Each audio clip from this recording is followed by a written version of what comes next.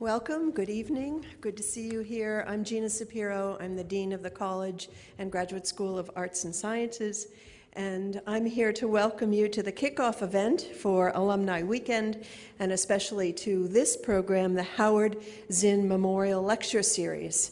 Tonight's program is part of the larger Alumni Weekend. I think a lot of you have seen the brochures we've been building, and there's just a tremendous amount of wonderful activities of all sorts going on all weekend, so I hope you're enjoying it. We hope that as many of you as possible will be able to attend some of the other events which demonstrate the amazing range of things that go on at Boston University today.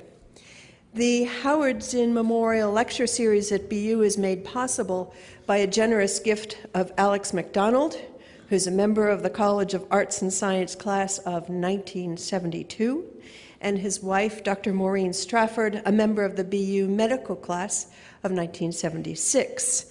I'd like to thank you, Maureen and Alex, for your generosity, your leadership, and for providing us with these wonderful events. Thank you.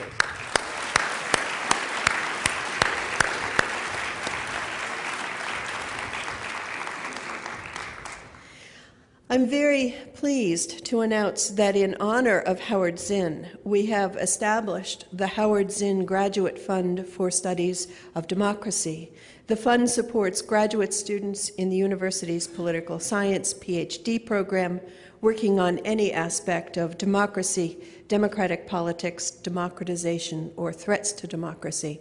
And I'm quite sure that there are a number of people in this audience who benefited from being able to take courses with Howard and be inspired by him, and I'm very grateful that I had a chance in my first couple of years here at BU to get to know Howard and talk with him. So we're very pleased to be able to honor him. We're pleased that his family is here tonight. I would like now to share with you a brief video clip of Zinn's last television appearance on Bill Moyers' journal this past December, which succinctly illustrates the intellectual connection between them. The film clip will come up, and then Alex MacDonald will be here to introduce our speaker of the evening. So welcome and enjoy the evening.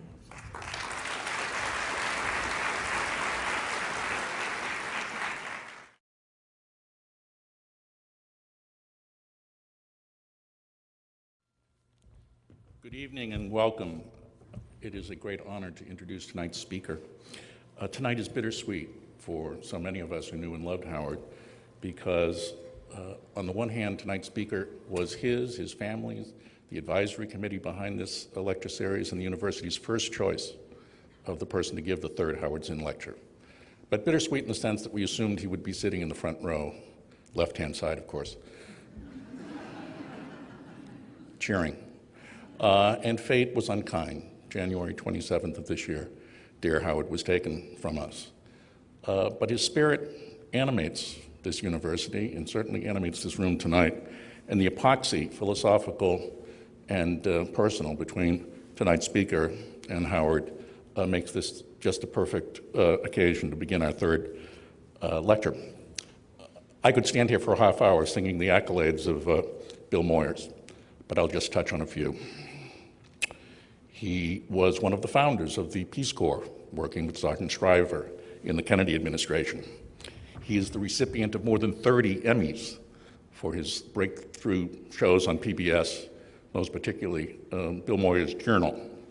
There's one aspect of tonight's gathering that is not widely known, and that is that after so many decades on air, Bill had promised his beloved wife, Judith, that starting in April of '07, when the PBS series finally ended, they would have a year to themselves. No schedule, no obligations. He made one exception to that rule after Howard died, and that was to agree, with the blessing of Judith, to make one exception, and that was to be with us here tonight. I commend to everyone, and he's not asked me to do this, his latest book, Moyers on Democracy, which is a compilation of essays, of speeches, much like the one that I sense we will hear tonight. It is thrilling, it is inspirational, and it is a perfect post-lecture event for all of us to share. It is my great honor to bring to the stage Mr. Bill Moyers.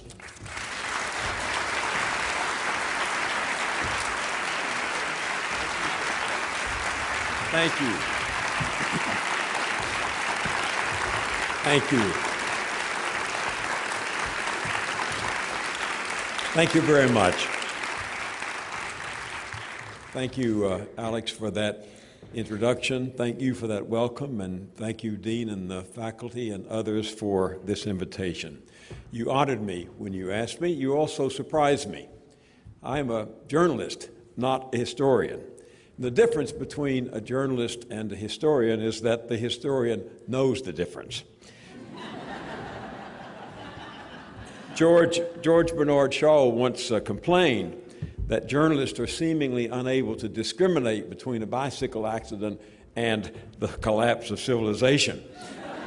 Well, Howard's own work as a historian reminds us that some epic history can actually start out like a bicycle accident. A young man named Paris ran off with a beautiful woman who was married to someone else, and the civilization of Troy began to unwind. A middle-aged black seamstress riding in a Montgomery bus had tired feet, and an ugly social order began to collapse. A night guard at an office complex in Washington, D.C. found masking tape on a door jamb, and the presidency of Richard Nixon began to unwind. What journalist, writing on deadline, could have imagined the walloping kick that Rosa Parks' tired feet would give Jim Crow, or that a third-rate burglary on a dark night could change the course of politics? We need the historian to disentangle the bicycle wreck from cataclysm. We honor the memory with this lecture of Howard Zinn. We honor him because, as you know, and as we just saw in that brief little clip, he championed the grassroots social change and famously chronicled its story as it played out over the course of America's history. Those stirring sagas have inspired, and they continue to inspire countless people to go out and make a difference. When we met in New York for that interview last December, I said to Howard that the stories he tells in a people's history of the United States always remind me of the fellow who turned the corner and saw a big fight happening in the middle of the next block. Running up to one of the onlookers, he said, "Is this a private fight or can anyone get in it?" Well, for Howard, democracy was one big private fight, and everyone, public fight, and everyone should get into it. For him, democracy was the only way through the participation of ordinary people for those people to get justice. I keep in my desk, and did long before the interview, a copy of the commencement speech he gave at Spelman College in 2005. Some of you will remember that he was, as I said in that introduction to him, the chairman of the history department there when he was fired in 1963 over his involvement in the civil rights movement. He had not been back for 43 years, but here he was speaking to the graduating seniors, their parents, and the faculty. And he glowed as he talked about his friendship with one of his old students, Alice Walker. The daughter of tenant farmers in Georgia made her way to Spelman and went on to become the famous writer. Howard quoted to the audience one of her first public poems, which had deeply touched his life. Here it is. "It is true, I've always loved the daring ones, like the black young man who tried to crash all barriers at once, wanted to swim at a white beach in Alabama, nude." That was Howard. He loved the daring ones, and he was daring himself. This is his last book, and it's actually my favorite. It's titled, I'm sure many of you have read it, The Bomb. And as he had many times in his life, he had tried in this book to come to grips once again with his experience of being a bombardier in World War II, especially that last mission in 1945 to take out German garrisons in the French town of Royan. The war was almost over, yet hundreds of civilians died in that raid.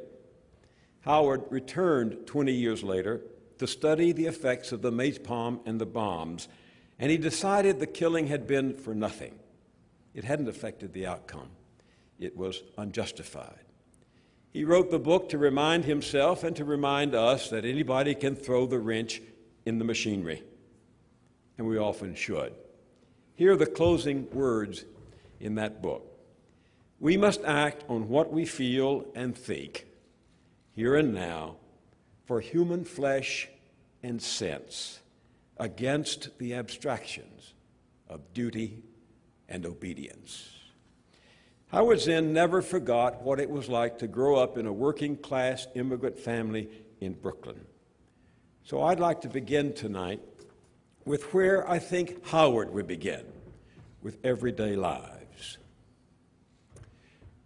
When she heard the news, Connie Brazel cried like a baby.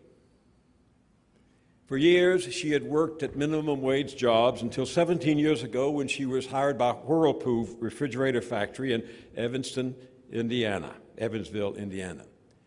She was making $18.44 an hour at Whirlpool when the company announced earlier this year that it was closing the operation and moving it to Mexico. She wept. I am sure many of the 1,100 people who lost their jobs wept too. They had seen their ticket to the middle class snatched from their hands. The company, of course, defended its decision by claiming high cost, underused capacity, and the need to stay competitive. Those excuses didn't dry Connie Brazel's eyes.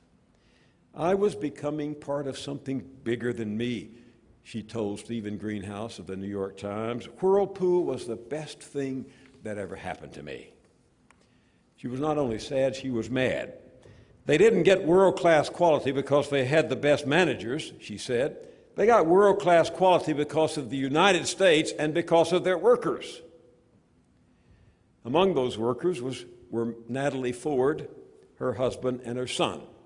All three lost their jobs at Whirlpool. It's devastating, Natalie Ford told the Times. Her father had worked at Whirlpool before them, and now she said, there aren't any jobs here. How is this community going to survive? Well, what about our country?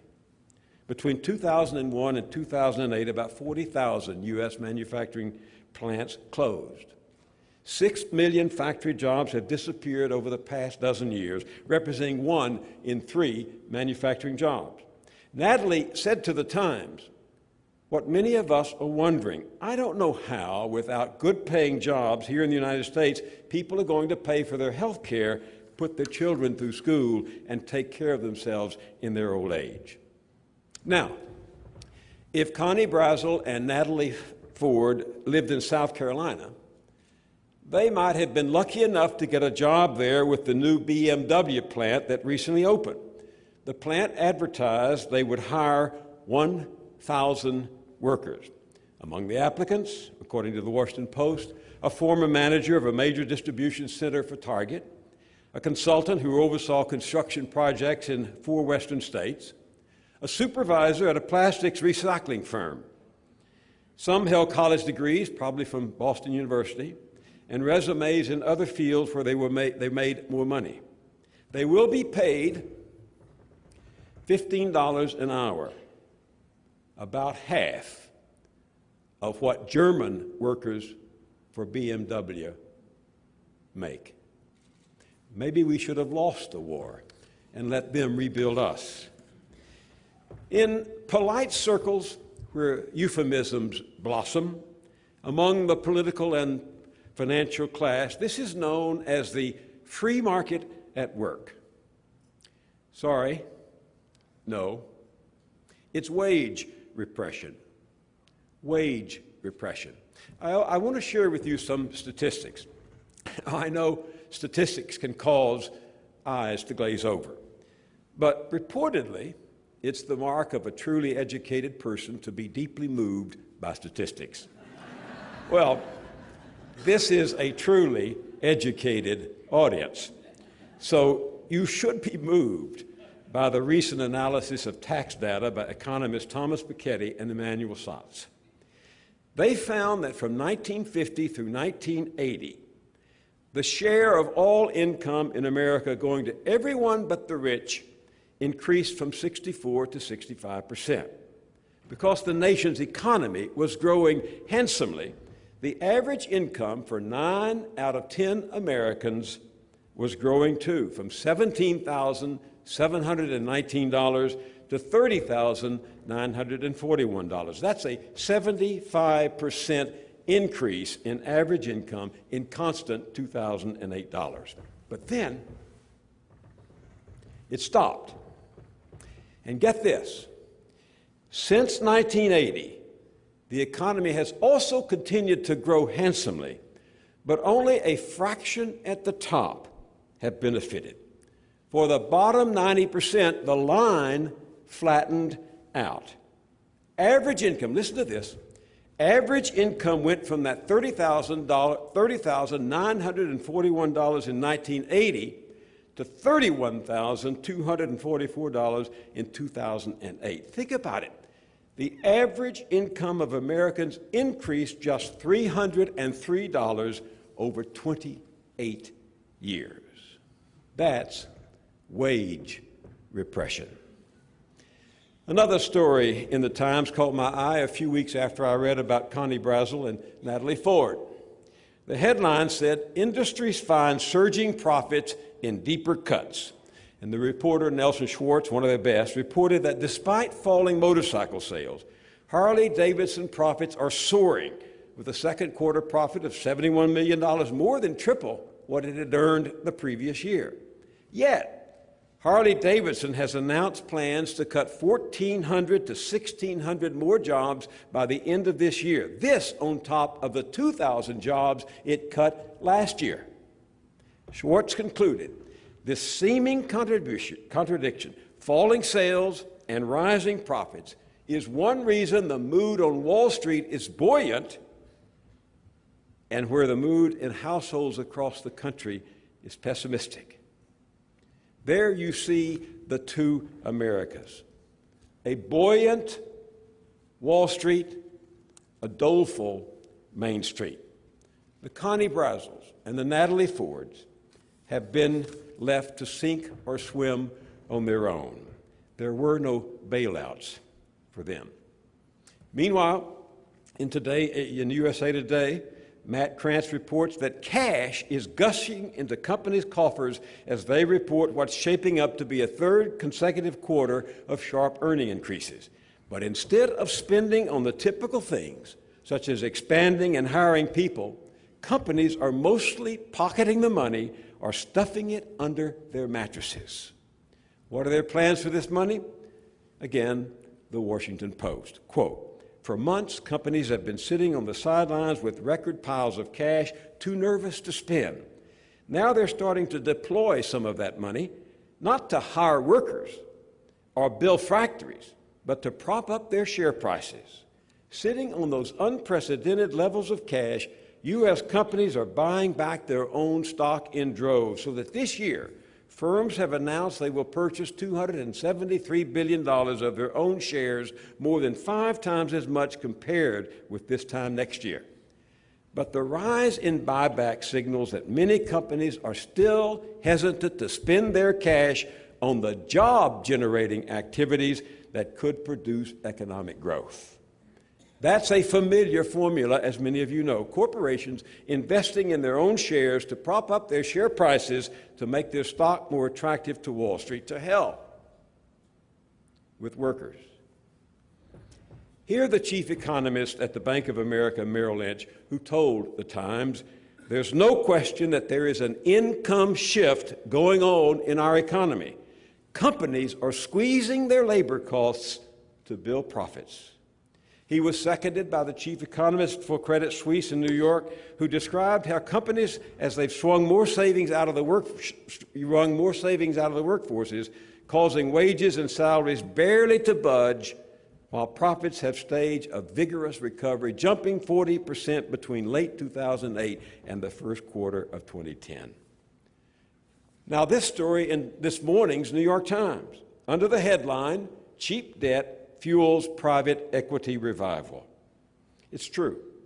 Despite a weak economy, the private equity business is roaring back. Quote, listen, "While it is difficult to get a mortgage, to buy a home, or to get a loan to fund a small business, investors are creating a robust market for corporate bonds and loans." Yes, Virginia, there is a Santa Claus, but he's run off with the toys. Or in modern idiom, wage repression pays dividends. No pun intended. Late in August, I clipped another story from the Wall Street Journal that Howard would have enjoyed. Above an op-ed piece by Robert Frank was the headline, "Do the rich need the rest of America?" Mr. Frank didn't seem ambivalent about the answer. He wrote that as stocks have boomed, the wealthy bounce back, and while the Main Street economy is, of course, where Natalie Brazel and Natalie Ford and the Connie Brazos live and where most Americans live, the Main Street economy was racked by high unemployment and the real estate crash. The wealthy, whose financial fates were more tied to capital markets than jobs and houses, picked themselves up, brushed themselves off, and started buying luxury goods again.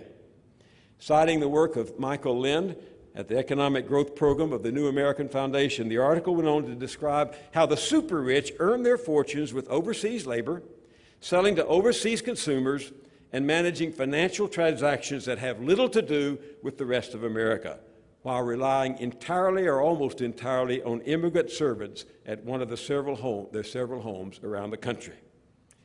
Right at that point, I remembered another story I had filed away, also from the Wall Street Journal 3 years ago.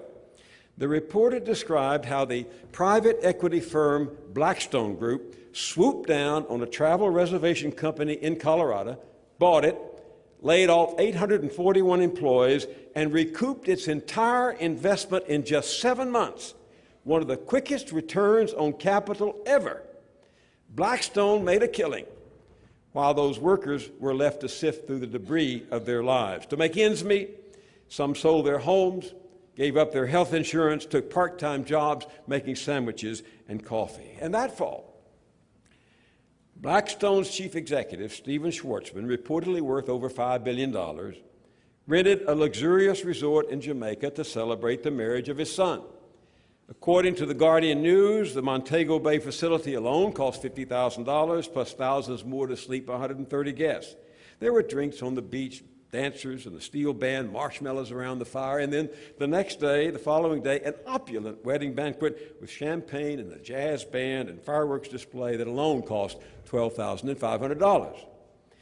Earlier in the year, Schwarzman had rented out the Park Avenue Armory in New York to celebrate his 60th birthday at a cost of $3 million. His 35-room apartment couldn't hold the 500 guests. So you say it's his money, isn't it? Yes, but consider this. The stratospheric income of private equity partners is taxed at only 15%, less than the rate paid by most of you in this room and by any middle-class family. When Congress considered raising the rate on their Midas-like compensation, the financial titans flooded Washington with their well-armed mercenaries, armed with cash, and brought the debate to an end faster than it had taken Schwarzman to fire those 841 workers. The super rich had won another round in the exploitation of working people who, if they have jobs today, are paying a higher tax rate than those super rich. So the answer to the question, do the rich need the rest of America, is as stark as it is ominous. Many don't. As they form their own financial culture, increasingly separated from the fate of everyone else, it is hardly surprising, as the authors of this article concluded, that so many of them should be so hostile to paying taxes to support the infrastructure and the social programs that help the majority of the American people. Now, you would think that the rich might care, if not from empathy, then from history. Ultimately, gross inequality can be fatal to a civilization.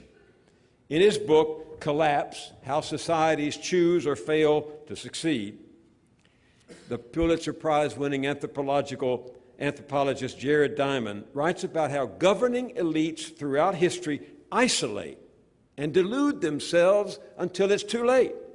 He reminds us that the change people inflict on their environment is one of the main factors in the decline of earlier societies, as well as any social cohesion that came from being a member of the same ethnic or tribal group. For example, the Mayan natives on the Yucatan Peninsula who suffered as their forests disappeared, their soil eroded, and their water supply deteriorated. Chronic warfare further exhausted their dwindling resources. And although Mayan kings could see their forests vanishing and their hills eroding, they were able to insulate themselves from the rest of society. By extracting wealth from commoners, they could remain well-fed while everyone else was slowly starving. Realizing too late that they could not reverse their deteriorating environment, they became casualties of their own privilege. Any society contains a built-in blueprint for failure, Diamond warns, if elites insulate themselves from the consequences of their decision, separated from the common life of the society. The problem is they seem to relish the separation. When Howard came down to Washington last December for what would prove to be my last interview with him, I showed him this document. It had been on my desk for a long time. He came up to sit across from the desk and talk a little bit before we went down to do the interview. And I showed him this document, and he took it and leafed through it. It was published in the spring of 2005 by the Wall Street giant Citigroup, setting forth, and I can read it to you, an equity strategy with the subtitle, Revisiting Plutonymy, the Rich Getting Richer. Now, most people know, particularly at BU, what plutocracy is: the rule of the rich, political power controlled by the wealthy. Plutocracy is not an American word and wasn't intended to be an American phenomenon. Some of our founders, as you know, deplored what they call the veneration of wealth. But plutocracy is here. And a pumped-up Citigroup even boasted of coining a variation on the word, plutonymy. Plutonymy, an economic system where the privileged few make sure the rich get richer and the government helps them do it.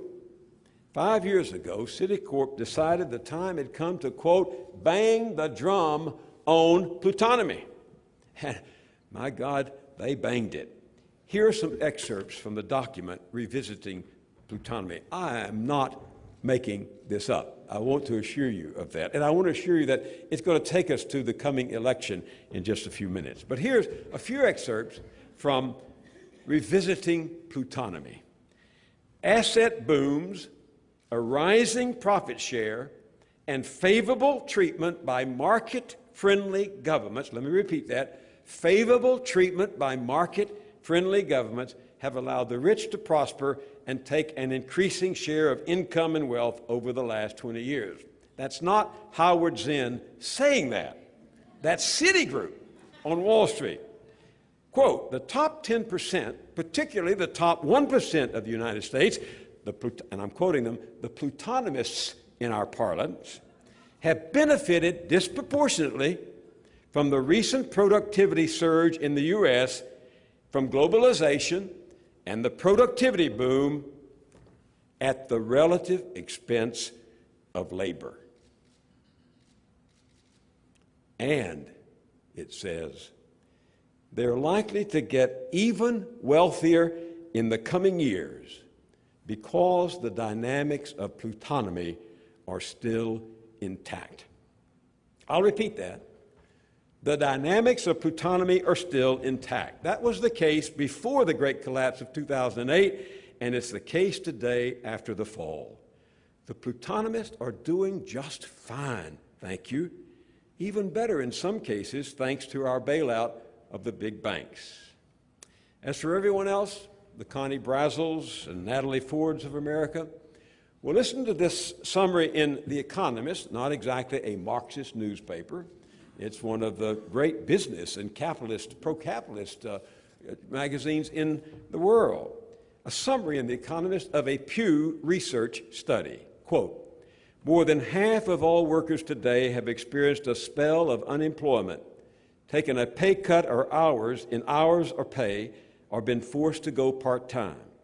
The typical unemployed worker has been jobless for nearly 6 months. Collapsing share and house prices have destroyed a fifth of the wealth of the average household. Nearly 6 in 10 Americans have canceled or cut back on holidays. About a fifth say their mortgages are underwater.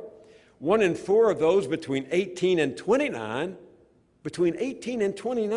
have moved back in with their parents. Fewer than half of all adults today expect their children to have a higher standard of living than theirs, and more than a quarter say it will be lower. For many Americans, the Great Recession has been the sharpest trauma since the Second World War, wiping out jobs, wealth, and hope itself. Think that over for a moment. For millions of garden variety Americans, the audacity of hope has been replaced by a paucity of hope. So I have a confession to make. The legendary correspondent Edward R. Murrow told his generation of journalists that bias is okay as long as you don't try to hide it. Here's mine. Plutocracy and democracy don't mix.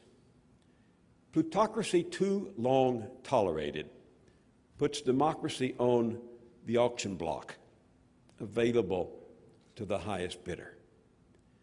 Democracy is the greatest brake, B-R-A-K-E, the greatest brake on the ravenous appetites of capital. Capital is ravenous, that's its nature. But unless you have democratic checks and balance, capital consumes everything. And that's what's been happening in our country now for at least 3 decades. I urge you, when you go home, to go to the recent edition of Harper's Magazine online. The former editor, who's also another Texan, what is it about Texas that produces crazy people? The former editor, Roger Hodge, brilliantly dissects how democracy's been put up for sale in America. Ideally, he writes, our ballots purport to be expressions of our political will, which we hope and pray will be translated into legislative and executive action by our presumed representatives. But voting is the beginning of civil virtue, he says, not its end. And the focus of real power is always elsewhere. Voters still, quote, matter, of course, but only as raw material to be shaped by the actual form of political influence, which is money. The article was an excerpt from Hodge's new book, which I also highly recommend to you, called The Mendacity of Hope.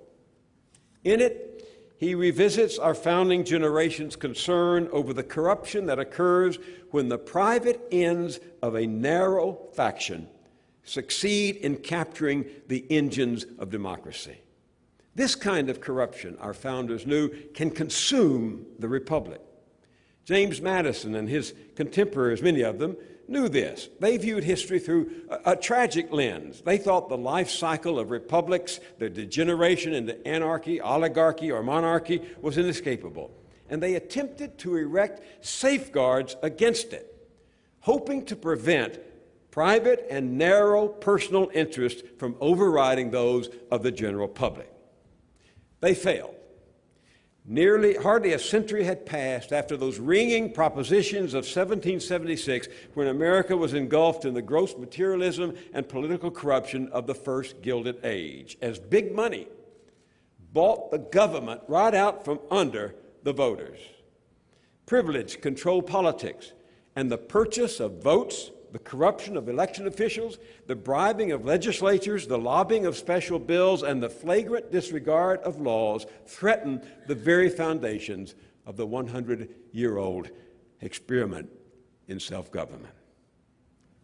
Now then, it will not surprise you, I'm sure, that this degenerate and unlovely age, as one historian called it, served to inspire Karl Rove, the man who was said to be George W. Bush's brain, and now a mover and shaker of the money tree for the corporate conservative complex. More on that a little later. The extraordinary coupling of private and political power toward the close of the 19th century, that first Gilded Age, captured Rove's attention as a younger man, especially the role of Mark Hanna, the Ohio entrepreneur who became the first modern political fundraiser. There are two things that are important in politics, Mark Hanna said. The first is money, and I can't remember the second. He didn't need to. Hanna shook down the banks, the insurance companies, the railroads, and the other industrial trusts of the late 1800s for all the money it took to make William McKinley governor of Ohio and then president of the United States. McKinley was the perfect conduit for their largesse. He was one of those politicians with a talent for emitting banalities as though they were recently discovered truths. His opponent in the 1896 election was the Democratic populist candidate William Jennings Bryan, whose base, as the saying goes, consisted of aroused populists fighting to tame the rapacious theft of the public trust by the monopolies, the trusts, and the corporations that were running roughshod over the new country. Bryan was obviously a threat to those economic interests, and he succeeded only in raising 1/10 of the money that Mark Hanna raised for McKinley. And we know who won. Money in politics is an old story. Karl Rove studied Hanna and would have learned from his study the principles of plutocracy, because Hanna believed, and this is a quote, "The state of Ohio existed for property. It had no other function. Great wealth was to be gained through monopoly, through using the state for private ends. It was axiomatic, therefore, that businessmen should run the government and run it for personal profits." He and McKinley therefore saw to it that first Ohio and then Washington were ruled by bankers, railroads, and public utility corporations. The United States was famous, as you know, as a millionaires' club. City halls, state houses, even courtrooms were bought and sold like baubles. And instead of enforcing the rules of fair play, which is what government is all about, government began to serve as the valet of the super rich. The young journalist Henry George, a hero of mine, wrote that an immense wedge was being forced through American society by the maldistribution of wealth, status, and opportunity. The historian Clinton Rossiter described this era as the great train robbery of American intellectual history. Conservatives of the day, pro-corporate apologists, hijacked the vocabulary of Jefferson liberalism and turned words like progress, opportunity, and individualism